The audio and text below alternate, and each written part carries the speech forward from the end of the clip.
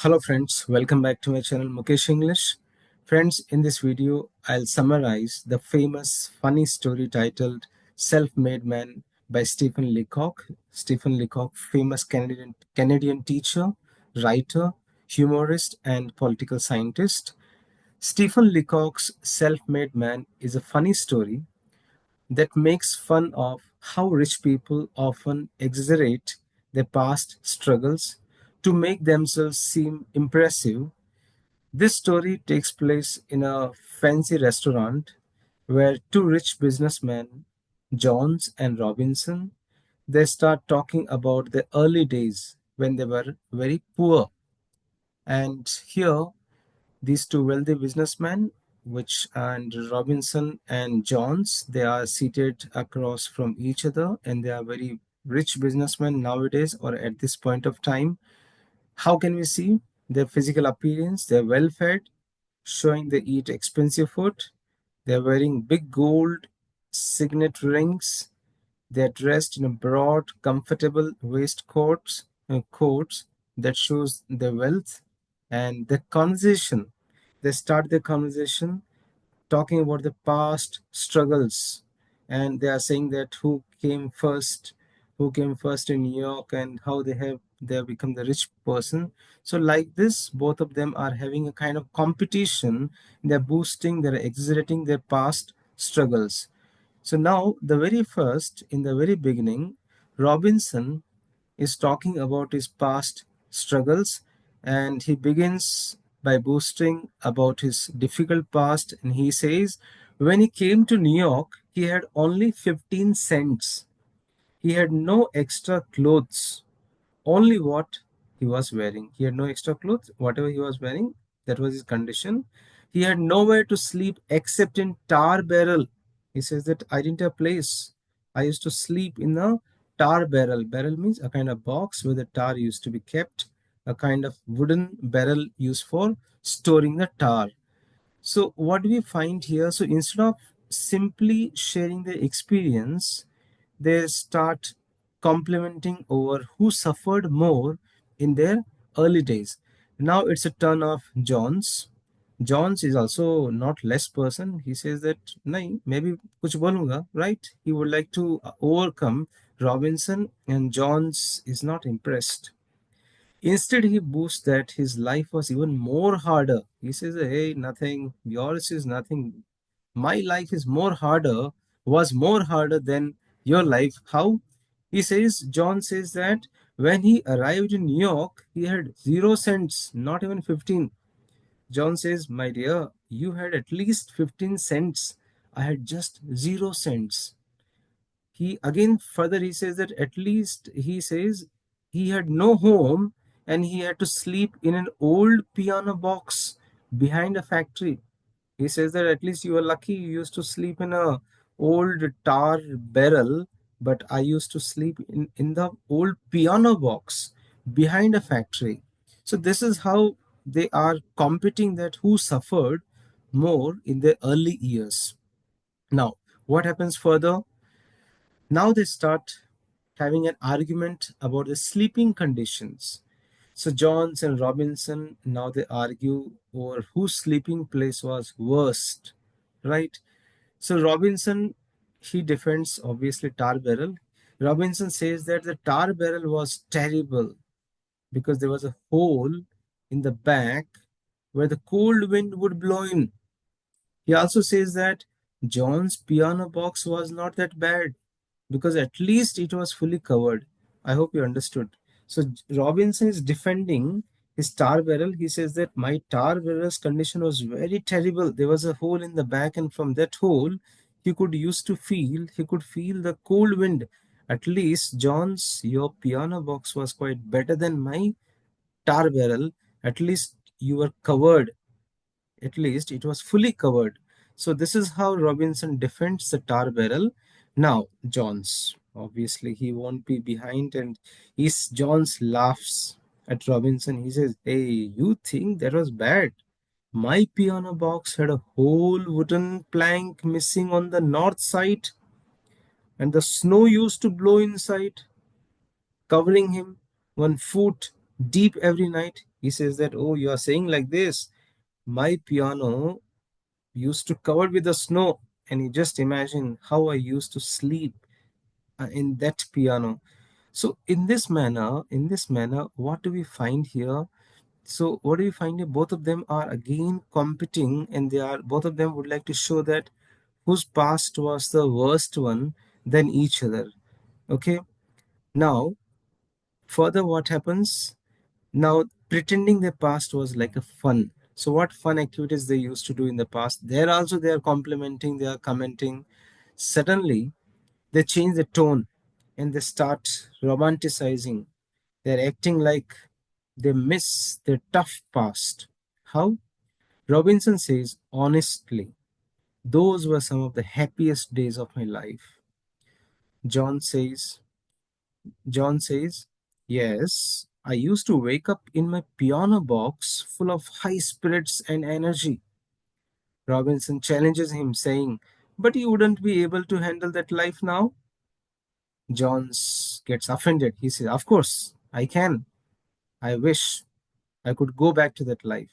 See here, so pretending, so showy. He says, you are saying like that? Yes, I can go back to my that poor life, and I will again would like to go for the poorest life which I used to lead. Right? So in this scenario, what do you find here? This is very ironic because no rich person actually wants to go back to the that poor condition. I don't think so. Any rich person will say that, let me go back to my old hut, my slum where I used to be there. I don't think so. So it's very ironical. Now they are both of them are talking about the friends and the games and what happens to make the past sound even more enjoyable. Robinson talks about the fun he had with his friends. So, what Robinson says? Robinson says that sometimes he would invite two or three friends over to his piano box. They would sit inside the tiny wooden box, and they would play the card games by candlelight. The game they played was Go Fish, which was simple game for children, and sometimes they would also play the charades and four feets. So he says that he used to have only two or the three friends, and he used to call them, and they used to play the game like Go Fish and sometimes charades in the four feets.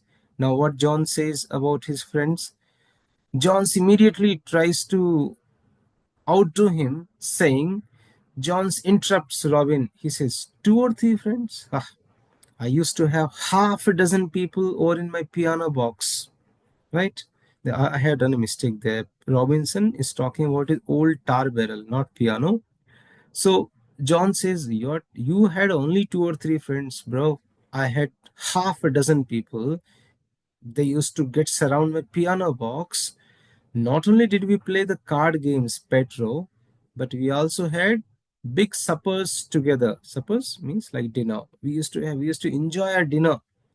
He boasts so that a simple meal of potato peelings and broken pie crust tasted better than fancy food.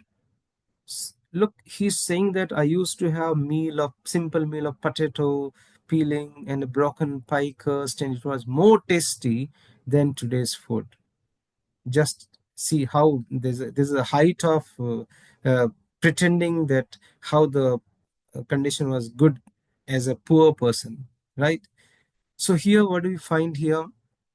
We find here they are very clearly about exaggerating and the pretending that their miserable life was filled with the fun, but it's not really. Who's miserable or the poor life will be filled with the funs, but they are pretending, showing. So further, now they have started arguments about what kind of food they used to have. Earlier they have spoken about the place they used to live, the place they used to sleep, then the friends they used to have, and now they are talking about the kind of food they used to enjoy. So after talking about how much fun they had, they start competing over who ate worst food. Now he's telling that who had the worst food. So John's talks about his poor diet. John says he used to eat potato peelings, that generally we call it as a waste food, the upper part of the potato, and the broken pie crust, the leftovers from the garbage. Oh my God. And he claims rich people don't understand how good simple food tastes.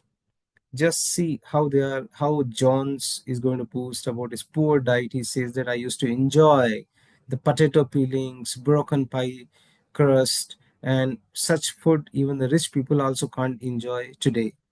Now, how Robinson can be quite right, obviously. So Robinson says, hey, that's nothing. I have eaten cold porridge that people threw away. I even went to the livery stubble, the horse stubble, and begged for the pig food. He then boasts that he has eaten more hawk's food than anyone else. My God, I can't explain what kind of food this is, right? I just searched on Google and the images, I could not see that flash, etc. So I have not shown any images about that kind of food. So that what they are doing here, the argument is completely ridiculous. They are fighting over who ate the worst food. Have you ever seen people quarrel or argue over the worst past, right? But here we can find here. So that's why we say self-made man. This is how the title gets justified here. Wait, picture abhi baki hai, right? So now moving further, now, obviously, all discussion is going on between these two guys. Now the waiter arrives. Obviously, waiter has to come for the order. Now let us see what they used to enjoy the worst food in the past. Are they really going to order the same worst food? Hope so. So just as they are shouting at each other, the waiter arrives to take the order. John says, "For dinner." "Oh, I don't care. Just give me cold porridge and a chunk of salt pork." Robinson also says, "Yes, yes, give me yesterday's porridge and some potato peelings with skim milk." Sadagala khana, right? The waiter is confused, but he writes down their orders. But then something happens. What happens? Something? Look at the change here. Something happens.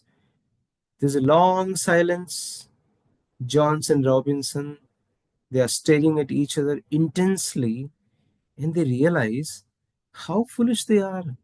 They are ordering the worst food which they used to have in the past, and now they have become the rich person, and they are ordering such kind of food. They realize how foolish they sound. And finally, what happens? The truth comes out. And Robinson, he breaks this melodrama here. He breaks this kind of drama here. And finally, what Robinson says, Robinson calls the waiter, the waiter, he says, "Hey, waiter, come here. Actually, change my order. I'll have hot partridge, a very fancy roasted bird, oysters on the half shell, mock turtle soup, fish, Stilton cheese, a grape, and a walnut." See here, Robinson's order. Suddenly, both of them they realized, what are we talking about? What kind of food are we ordering? And Robinson says, "Hey, waiter, please come here. Just write down hot partridge, oysters on the half shell, mock turtle soup, fish, Stilton cheese, and a grape and a walnut." So that's a real order by Robinson. Now, let us see what John's orders to the waiter. John's immediately says, I'll have the same and just a quart of champagne. Just add champagne and let this menu be same." Now, see the reality, friends. They were boasting so much about the past life, the kind of garbage they used to eat, according to them. And when they realize that, what are we going to order here? Suddenly they comes back and they are going to order the quality food which the rich people really have it. And one more thing is here, champagne, which Jones is going to add to the menu here. Got it? So this is the truth here. So finally, The story ends with one interesting statement by Stephen Leacock, the famous writer of the story. Stephen Leacock ends the story with a very funny and sarcastic line. What's the line? Nowadays, when Jones and Robinson meet, they never talk about the tar barrel or the piano box. Full stop. Got it now? The story ends with a statement. Whenever these two friends meet again, they never talk about the tar barrel, piano box, food, the worst food, the sleeping, or the friends. No. So this is how the story ends here. This means to say that their stories of suffering were just an act, it was just a drama. They only tell them when they want to impress others. They're just telling this story to impress each other, but they don't actually want to remember the hardships. They're not recalling the hardships. They're trying to impress each other by boasting, right? Fenkna. In Hindi, we say, Jada fenkta hai wo, right? Something like this. And what moral of the story we have here? True struggle is not a competition, and success does not mean forgetting where you came from. Very interesting moral of the story. So finally, we can sum up the story saying that Stephen Leacock tells this story in a very funny and very exaggerated way, but it reflects the real human nature. Many successful people love to tell rags to riches stories, but often they are not as hard as they make them seem. The story makes us laugh at how silly people can be when they're trying to make themselves look very important. So this is how the story Self-Made Man ends here. And friends, this is how I have tried to summarize the story Self-Made Man by Stephen Leacock, and it's in the syllabus of second semester BCom General English under Bangalore University. Any questions, any queries, reach me, mukeshenglish@gmail.com. Click on the like button, write in the comment box how did you feel this story, share the video to your friends, to your classmates, and also subscribe the channel. If you have not, it's subscribe it there to subscribe Madi. So thank you so much for watching this video. Stay in tune with Mukesh English for more videos in the days to go.